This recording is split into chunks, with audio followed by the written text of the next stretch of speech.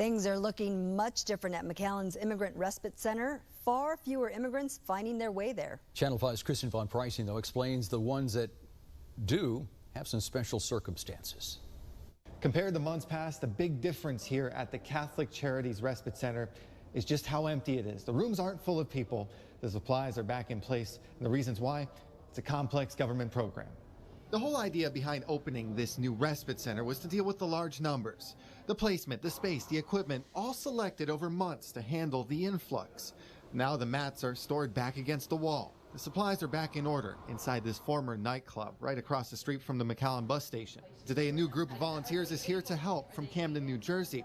The number of volunteers is about the same as the number of immigrants today. Just a handful of parents and children who, for some reason, had a special circumstance, like Demi Rodriguez from Honduras.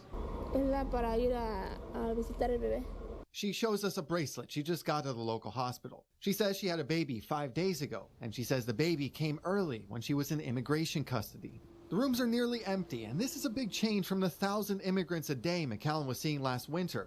But Sister Norma Pimentel says the problem just moved across the border. The few that are allowed here are the exceptions. They're from Russia, from China.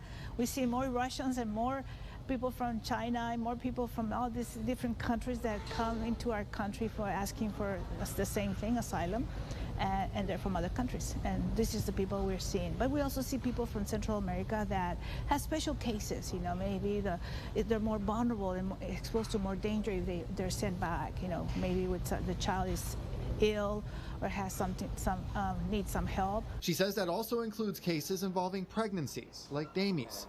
We asked Customs and Border Protection about exceptions. They tell us those include unaccompanied children, people with physical or mental health issues, and people deemed more likely to face danger in Mexico. For a rare few, this is a step in a new chapter at an immigrant respite center that's still open.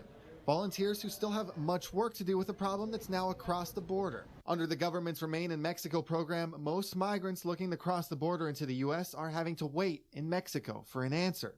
And volunteers are still bringing food and water and worry about safety. Even for us that we don't go across because they tell us travel advice, don't go to Mexico, it's not safe. Well, let me tell you, the families in Mexico, they're not safe either. It is fewer immigrant arrivals, but it is enough arrivals for them to keep this center open here in downtown McAllen. And the volunteers that aren't helping here are choosing to go across the border to help out over there. In McAllen, Kristen von Preissing, Channel 5 News at 6.